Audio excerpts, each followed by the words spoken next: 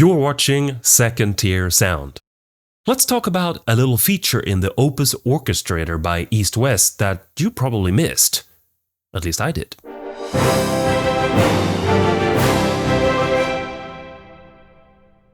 Hi there. This is Obi-Wan Kenobi, Sam with Second Tier Sound. Really nice to see you here. So before I get on with the video, I just wanted to have a sponsored section, and the sponsor is me. Well, I just wanted to say that if you really enjoy my videos, if you find that I'm helping you out in any way with my content, with my tips, then perhaps you could consider helping me out a bit. You know, it takes a while to make these videos and they also take some cash out of my pocket to create. So if you could always help me out by becoming one of my patrons that you can get some perks with. If you just want to help me out once, you can always check out my PayPal as well. The links are below. Otherwise, I highly appreciate that you watch more of my videos, give me a like, give a comment, subscribe, perhaps even recommend other people about it.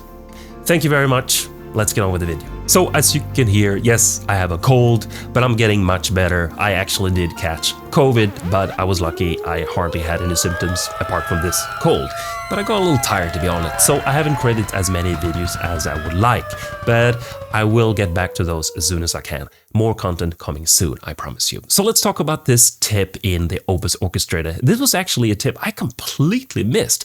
I don't know if Opus snuck it out and he wasn't there in the beginning, or they forgot to put it in the manual or whatever, but it's there and I wanted to show it to you because I missed it and I thought maybe you did as well. And it's a really nice little tip. I got this from a viewer of mine who wants to be anonymous, but I want to say thank you so much for showing me that tip. Let's get on with that now.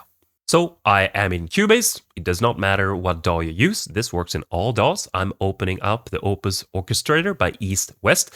It's sort of a tool and add-on to the Hollywood Orchestra, the Opus Edition. A great tool. It just want to learn about orchestration or perhaps get inspired to create some new ideas. There are a lot of presets here that you can use. You can also create your own. I've created a lengthy video about that if you want to know more. But anyway, I just picked this one, Black Knight. It doesn't matter which one you pick. And I've created a very, very simple, chord progression here, nothing to write home about. And what we need to do now is to have Opus listen to what you've done when you finished. So you go from the beginning and you play it through.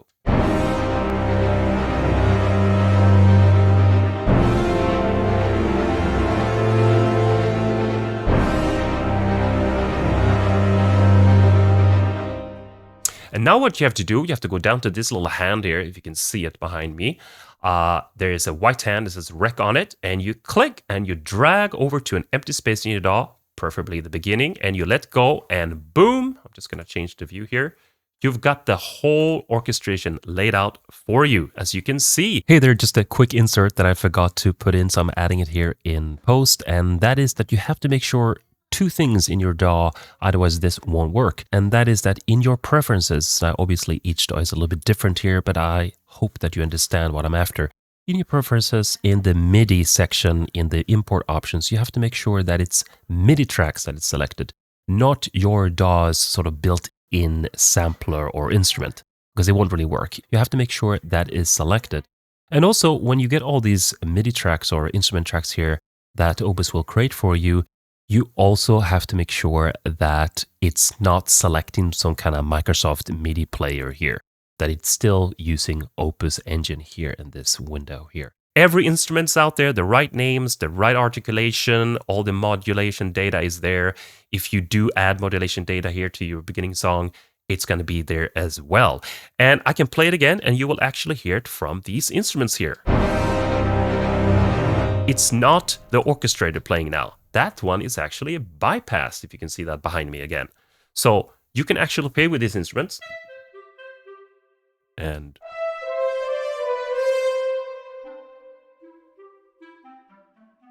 I pressed the wrong button there. But anyway, there we go.